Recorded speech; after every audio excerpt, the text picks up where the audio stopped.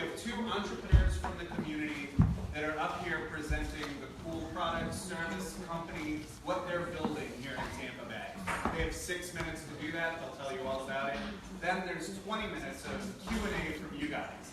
Ask questions about what they're doing, seek clarification, give advice, and most importantly, think through your mental Rolodexes, who you know, who you can connect them to help them grow here. We love to see companies expand, and we certainly love to see the connections that you guys can make. My name is Sean Kennedy. I'm an organizer for 1 Million Cups, along with Chris Bennett, Danielle Callahan, and Marianne is here somewhere. I know I saw her. She's hiding right now. She's a little embarrassed about all this.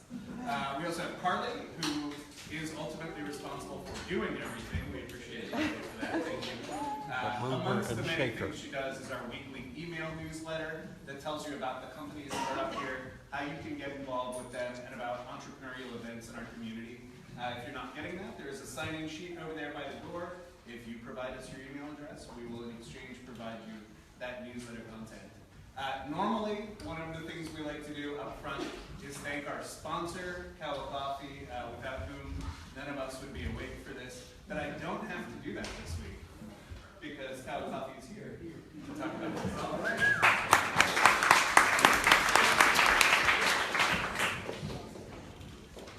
Hello. Good morning. Good morning. Thank you. Thank you for drinking it. Raphael Perrier. Sarah Perry. We are husband and wife and co-owners of Kahwa Coffee. So we had 6 minutes. The idea behind this is instead of doing PowerPoint and all that, we don't really do that. We have it out there. I'll give you a quick recap of Kahwa, see where we are, where we came from, and then Sarah will go from there. We started a company over 10 years ago now, 2006. Sarah and I did wholesale mainly when we started, meaning we roasted coffee and then did wholesale cafe, restaurant, hotels, just selling the coffee. In 2008, we opened our first coffee shop, which is the one on 5th and 2nd in St. Pete over there. In 2010, we did the second one, which is 2nd and 2nd South, known as Kahwa South, Kahwa North, Kahwa South. That was the idea. We grew the wholesale business. We had a good break in 2009 by getting Paul Bocuse, which is one of the biggest chefs in the world, as a restaurant near Cut that not a lot of people know about. That was a big break for us on the wholesale side. We grew the wholesale. We keep on growing the cafe side. Now it's 2017. We have 11 coffee shops in the Tampa area, which is 4 in Tampa, 4 in St. Pete, 2 in Sarasota, 1 in Bella Bluff, which is next to Clearwater. And then we have about 650 wholesale customers in the US, mainly obviously the Tampa Bay area is our biggest market. Northeast, a lot of customers, Washington DC, 60 customers are there. And then we also have the Bahamas, the Turks and Caicos, and Miami became a big customer as well. Jacksonville is getting there also. So we're growing the wholesale at the same time. So that's pretty much a recap of what we do. Right? Pretty much, yeah. We roast all our coffee here. Obviously in St. Pete, we have a roastery. That's what we work. We We don't see us in the shop. Yeah. Like, what do you do? I'm like, well, I'm not. So I work for some people ask me, I'm in the shop, and they're like, so what do you do? I'm like, well, I'm in the running production, more on the back behind the scenes stuff, and in the office. We're going to talk about what we're up to next. We've been growing the retail. We switched to have a distributor coffee instead of going directly for a couple reasons. For us to focus on doing more shops at one point, we just felt like that's where we wanted to focus our time, and then have the distributor, do that with the wholesale customers, and that freed up a lot of time for us. So we have 11 stores now. We're looking to expand, but right now the market is tough for finding retail spaces that are the rent is not outrageous for a coffee shop. So that's kind of where we've been hitting. The last one we opened was in August, September, in the fall. Yeah. We've been looking for locations, but we haven't found anywhere. So we're just exploring other markets than the St. Pete, Tampa, like broader area. We're going into Jacksonville. We're looking at Miami, which is kind of a tricky market, so we're not 100% sure, but we are doing wholesale down there, so we start having a presence, and then, but I think Jacksonville's our next spot, and maybe Orlando too, so kind of different urban areas within Florida, kind of grow regionally also working with Winn-Dixie approached us. They are rebranding their stores, and they did the big South Tampa one on Swan Avenue as a relaunch. It's only the second, I think, store they've done. They did the first one in Jacksonville. And they're looking for a coffee partner to work with them to do a coffee bar. So we signed a licensing deal with them to do a Kahwa coffee bar in their stores. And we'll see how it goes. And right now we're going to do the Jacksonville one, bring on that one the next month, and they want to open 50 this year. So that could be a big deal for us. Hopefully the Winn-Dixie brand will be able to change their image out there. And if you want to see the store, it's a beautiful store, and the whole concept is great. Hopefully they can market it well enough to get people in there to experience it. But yeah, the South Tampa store is fantastic. I mean, if they had one, yeah, we tried to get them. If we do the one online, if they do that, I'll never go to public side again. I'm serious. Okay, so we're working on a couple of things also as far as the company is concerned. We're bringing on the Nitro coffee, which I'm sure you guys heard about now. It's kind of a coffee beer made with nitrogen coffee into it is. yeah. The texture is beer. It's coffee, but the texture is beer. There's no alcohol to it. But so that's what we're going to introduce very shortly in the stores. It's very easy to do for one store. It's a different level to do it for 11 of them. So that's what we've been working at, try to see how we can actually make it work so it's easy for the staff and it's not complicated and it comes out right and it's anyway. It's a lot of things. We're also looking into bottling the cold brew. We want to try to put cold brew on the shelf, like you've seen more and more. Cold brew is a big thing, so that's where we're trying to go. Franchising, we're looking at franchising. All the stores that we have right now own our own stores, they're all corporate stores. But we're looking into doing franchising. We don't know if we are doing it, if we're not doing it. We're on the fence pretty much. We don't need to do it, but I think it'd be fun to do. And then the last thing is we're starting Kahwa Coffee France. Don't know why, but we're doing that. So we're partnering with Paul Bocuse in France to create Kahwa Coffee, mainly on the wholesale restaurants to start with, and then see where we go from there. And that's it, right? Are we are? Perfect. Thank you.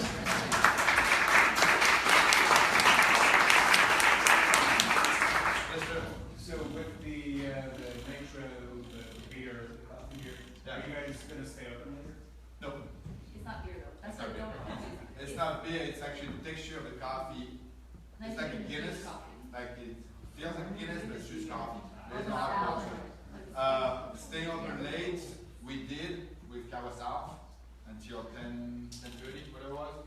The place was packed, and our sales were $50 for 3 hours.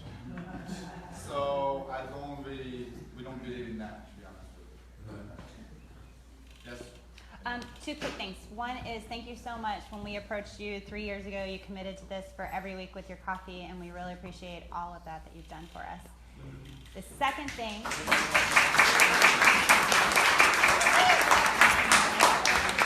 Thank you guys for having this, this great place for everyone to come every single Wednesday and learn about business and having, it's a great program we're having. We're proud to be part of it. Thank you. The second thing is we do usually have startups presenting, and there are a lot of the audience, and you're scaling. So what are some of the lessons learned maybe that you can share, some tips, advice with those in the room?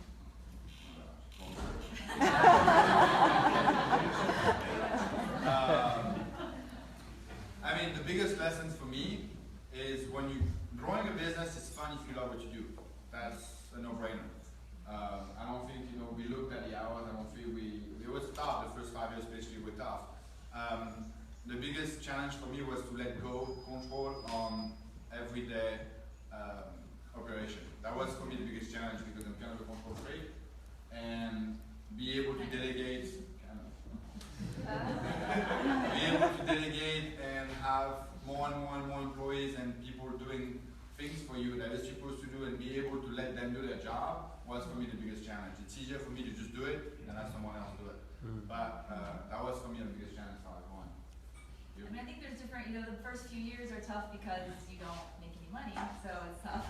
And you're like, is it gonna, you know, you have to believe in yourself, and it's tough sometimes when he was going out and, hi, try my coffee, and I'm like, no, I don't want to, who are you, I don't want to try your coffee. You know, for the first few years, it was kind of like doors in your face all day long. At a certain point, some days it's hard, you're like, oh, should we be doing this? Or, you know, you always question yourself, but if you have a product you believe in, and, you know, you just keep going, and then you get to a point where, I mean, at a certain point, I remember being like, wow, I can just pay the payroll and not have to worry, like, where am I going to find the money, which is this, you know, like, stuff like that, where, you know, once you start getting to a certain level, it's a little easier as far as money-wise, because I deal with a lot of the money side of it. Yeah. That, you know, and then getting the recognition that people are like, oh, you know, we love your coffee, and hearing that, you know, it makes it feel good. Oh, I drink your coffee every morning, and it gets people started, and having that, you know, experience. But then you get to, you know, a certain level, then we pass that, and then now it's kind of like trying to figure out which way to go, which can be a challenge. So like, should we go more into, should we, you know, trying to know, like, you're in charge of which direction the company's going, and how do you know which way to go, kind of thing. That's always my, and he's just like going every direction. First, I'm going to shamelessly pander and say that your coffee is by far better than anything Starbucks has ever made. And number two, how many people during your journey told you that you were being ridiculous, as this was a silly idea, or that they didn't like your coffee? Didn't like the coffee? Not that many, to be honest. We got lucky on that side, I think. Thinking that we were crazy, a lot of people told us that. One of the stories that I always tell is, you know, when we opened the company, you know, whatever it was, we did grand opening for us in the warehouse that we had in South St. Peter at the time. Next to P-Tech over there. Next to P-Tech on 40th South over there. And we put a couple plants, we had a couple bites of coffee, and we sent press release to everybody to come. Nobody showed up. Except one guy, his name was Jeff Hook, who was the Tampa Tribune writer for a big time. And he came in and looked at us, and I sat down, we had a little table and chair, I sat down with him, and he's like, so let's sit down and talk about what you're doing. I'm like, yeah. He's looking at me, he's like, what exactly are you doing? And I'm like, Jeff, we're going to create the biggest coffee company in the area. And he's like, okay. Thank you very much. He left. And now every time I see Jeff, he's like, remember that day? I'm like, yeah, I told you. So I think, you know, a lot of people will tell you that, you know, it's tough, but you got to do what you do, I think. Yes, sir.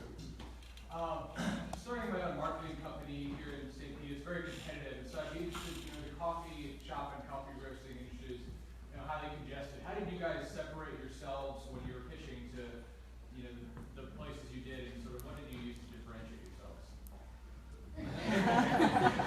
Well, the beginning, You still made it? 10 years ago, there really wasn't much coffee. That's kind of when we saw an opening, like, well, there was Joffrey's Coffee in Tampa, which was, but that was like really the only, and then there was Naviaro's in Ybor City, which is a specific kind of coffee that they do.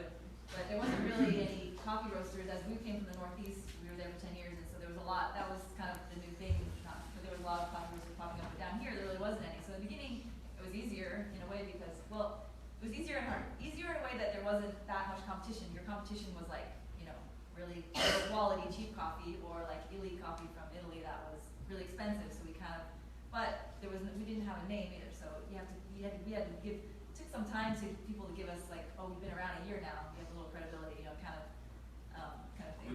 We push a lot the local aspect, and at the time it was a good time to do that. So we pushed out the local, we emphasized on the service.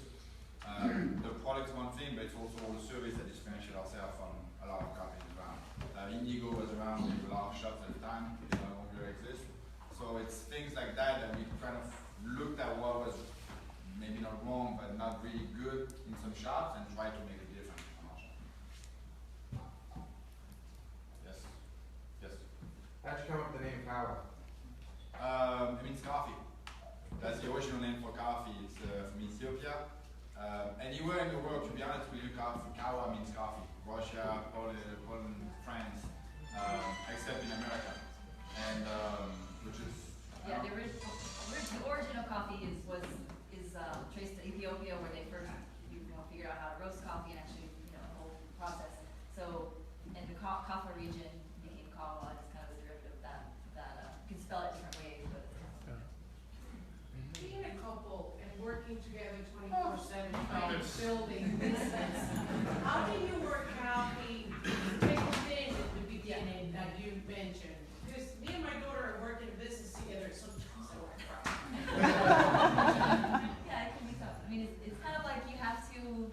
turn it off at some point. I mean, in the beginning we try. I mean, we have kids, so we try to, they're like, stop talking about coffee. But you kind of have to have that time where you still do other things that aren't related to, your business, which is sometimes hard because that's all you really want, it's your business, so you talk about it all the time. But kind of finding a balance of that, and I think, you trust each other, so it makes that partnership easier. You trust each other. We have different strengths, and we don't work in the beginning, but we work together pretty well. We don't do the same things. That's the key, I think, at the end of the day. Is I do my job, she does her job, and we kind of meet in the middle to decide things, but we don't, she takes decision all day long, I take decision all day long, we don't really need to talk about it for an hour. So that's the easy part, but we don't do the same things. So I think it's the key, it's not doing the same job in the company itself. So people, the staff know that, everybody knows that, and we also know it, so it's easier, it's working together, but not really working together. We barely see each other. First of all, I'd like to introduce you the students here. Raise your hands. From France. Yes. And so these are my students. We come here every Wednesday to listen to startups. So first of all, I want to thank you for being such a great example for my students of coming from another country and succeeding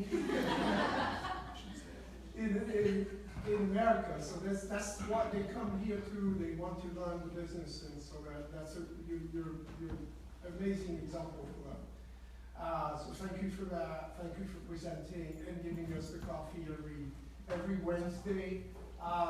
My question to you is, listening to you, I see that you have a lot of possible strategies and ways to grow, and you're considering them. So the first thing, as a professor, the first thing that I see is I admire the fact that you're capable of looking at several ways of developing in different directions, and you're not rushing to go into one in particular. Could you tell us what sort of criteria you use eventually when you decide to go into, like, for instance, the coffee, beer taste? How did you make that decision? Or if you were to franchise or go to France, how would you make those decisions? Well, that's good. Good team.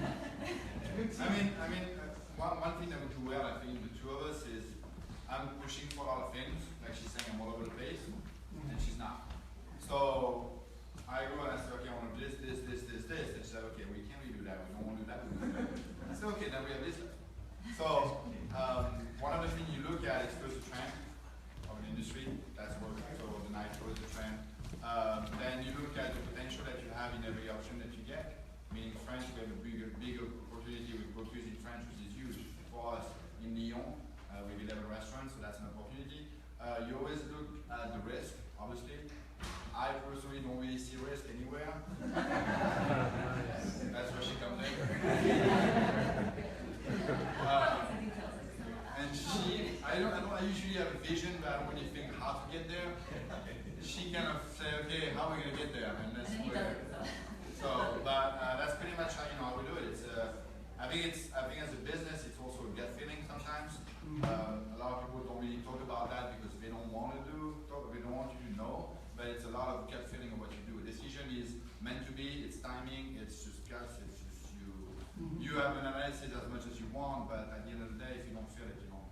And I think you have to be open, like you said. In the beginning, we were like, oh, we're going to do wholesale as our main thing. And then we realized at a certain point that, you got to be open to what kind of happens in your business. So then the retail, it was during the time of the coffee prices went up because it's like super high.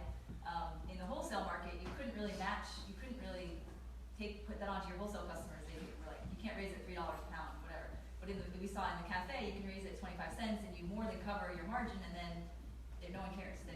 No one even said one thing. So we see that there's more room in the retail market, so we decided, well, let's go to the distributor. And you just gotta be open to different things that kind of come up and look at them, but be open opportunities and think about things in a different way. When he was the French thing, just kind of clicked in his head with something else that happened. Yeah, you just be open to different. Great team. Great teamwork. Teamwork. What did you find? You're growing in leaps and bounds into new areas. What did you find were your best marketing channels to do that with? Online. That's your thing. You know he has a marketing degree. I mean, I'll be honest with you, that's one of the biggest challenges that we have is how you reach out to people when you get out of your little bubble like St. Pete, right? For us, St. Pete is our market, it's our hometown, I'm not gonna say easy, but it became easier now, 10 years later. When you cross the bridge, go to Tampa, which is 15 minutes away, it's like another world. When you go to Bel Air, when you go to West Chase, when you go to Sarasota, you're crossing another world. So the challenge that we have on the marketing side is how do we reach those people? Facebook, Twitter, Instagram right now are the biggest thing. You go on Facebook Live, you do things like that. That's what creates a good buzz around. But when you get a market like Bel Air, which is a little bit older crowd, it's not really working on the Facebook side. So we gotta figure ways to bring a product out there. One of the things that we try to do every time is be involved in the community. Every single place we go is be involved with whatever community we have. So if it's Bel Air, we're gonna go and sponsor that school and sponsor this and try to do a fundraiser there and try to do everything that we can to be involved and put the name and the product out there so they understand that we have actually a coffee company right there that support the community. I think it's our biggest marketing tool is fundraisers, be there for the community, like things like that we do here. Doesn't seem much, but at the end of the day, it's 3 pots of coffee on Wednesday, and everybody knows about Kahwa coffee. So it's things like this that we try to create without, especially when you start, when you start a company, you don't have budget marketing wise. That's inexistent for a couple of years. 5 years, we did every event ourselves. We went there, served coffee, hi. It's the key of finding ways to promote your product from your company that is not very costing you a lot, but it's effective. Yes, sir. In terms of all these decisions you have, whether you have a group of outside advisors that you can bounce ideas off of, an advisory board or professionals, who other than the two of you do you use to help you through this decision process? We've been thinking about that. We've been thinking about it. No, we don't have it. But, people we know and, just kind of. I mean, it would be, to be honest with you, it would be a great help to have a board, create a board, and have outside eyes on what we're doing. Because when you grow a business, the only thing you do is you keep on going. You never really sit and look back at what it's going, where you can go, things like that. We haven't created that. I think we should. I agree. So far, it's been the two of us. We have friends, family that we talk to, but it's not the same than having outside people. What is your background? My background? I'm French.